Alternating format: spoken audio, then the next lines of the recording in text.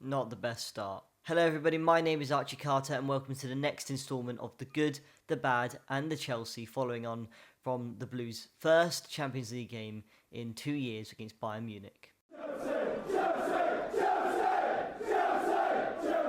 Unfortunately, Chelsea lost 3-1 at the Allianz Arena in our first Champions League game of the season.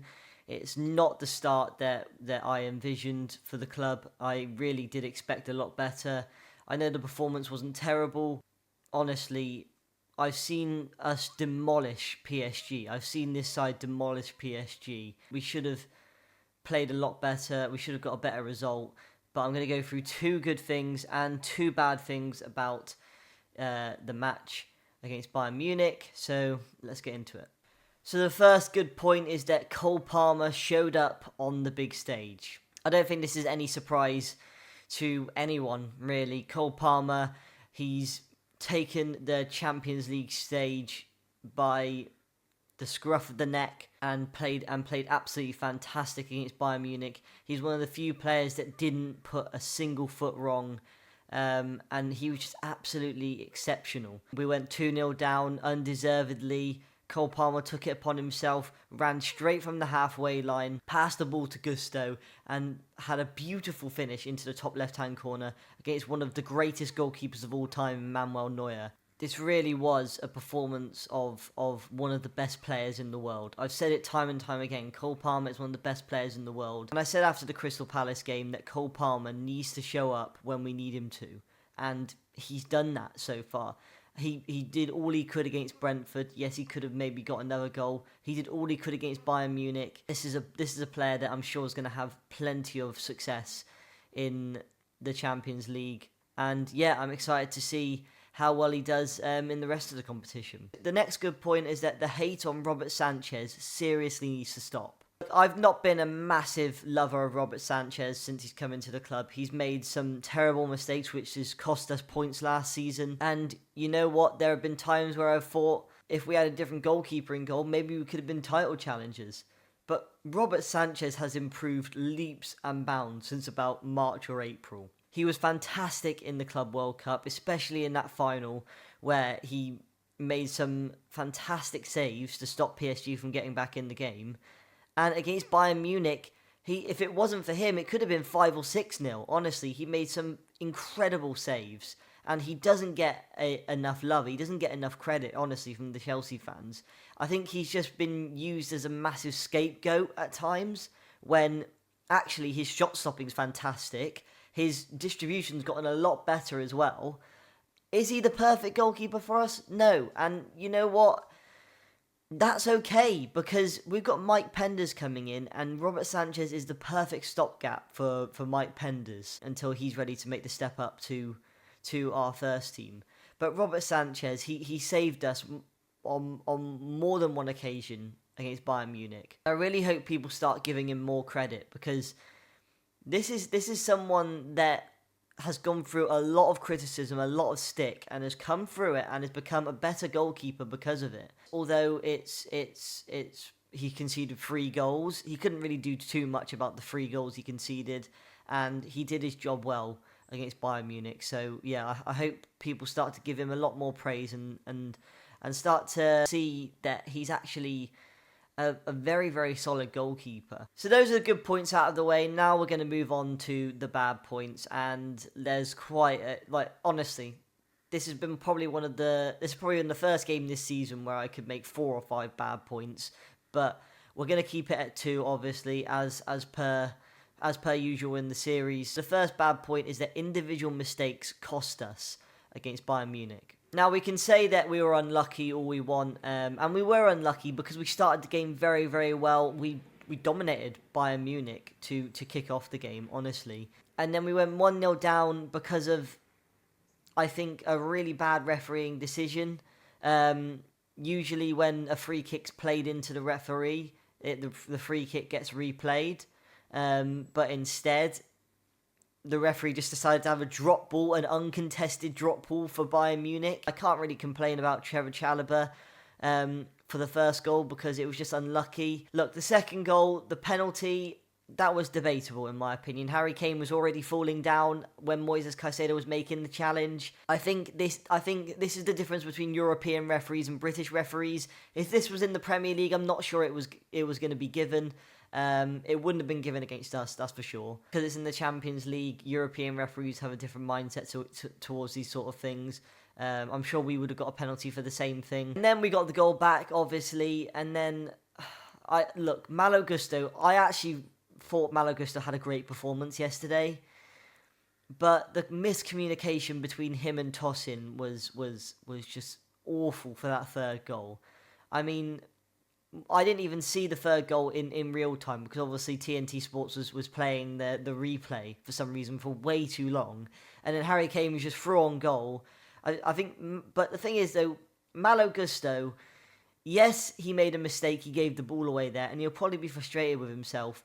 But Tosin needs to be kind of making sure that part's covered, that if Gusto does make a mistake, that he's able to get towards Harry Kane quick. He's way too slow to get towards Harry Kane. So again, it's an individual mistake from Malo Gusto, but it's an individual mistake from Tosin as well. Trevor Chalobah didn't play very well either. The own goal aside, I thought he wasn't that great in defence. And look, I love Trevor Chalobah, I love Tosin, but it's the same thing I said after the Brentford game. And the fact that our sporting directors have not got us a defender in, unfortunately, that really kind of caps us for this season. And I thought we might be able to get to the semi-finals of the Champions League. I don't think we're going to be able to do that now, honestly. And unfortunately, that just seems to be the reality. We need to be having these difficult conversations. I love Enzo Maresca. In the next bad point, I'll say why he was at fault a bit as well. But we need to have these difficult conversations and say these defenders are not good enough to start week in and week out. We miss Levi Colwill so much, and it's so unfair that he got injured before the start of the season and for the rest of the season. It just absolutely sucks. And Trevor Chalobah and Tosin, they're two really good defenders on their day, but as a centre-back partnership, they're not ready to be the starting centre-back partnership yet, which is really frustrating and annoying as well. The next bad point is that Enzo Maresca got it wrong against Bayern Munich. Now, I did just say that he set the team up very well, and he did. We started the game very, very well, and if it wasn't for the poor refereeing decisions, another one I haven't mentioned yet is Jonathan Tah not getting a red card, and Vincent Kompany knew that Jonathan Tah was lucky to still be on the pitch and took him off. So, that's just the way it goes, apparently. And Maresca got a yellow card for complaining about that, which again is absolutely stupid. The fact is, we were 2-0 down. Cole Palmer got us back in the game. He clawed us back in the game. If you're seeing us 2-1 down and the start of the second half, it hasn't started too well for us, you need to start making changes. And Maresca made the right changes. Andre Santos coming on was the right change. Alejandro Garnacho coming on, it was the right change. But again, he was too slow with the changes, and he's an inexperienced coach, so he needs to realise and hopefully very, very soon rectifies his mistakes and starts making changes quicker. He needs to be more ruthless. I think he's being a bit too kind at times. Pedro Neto, he was not in the game at all.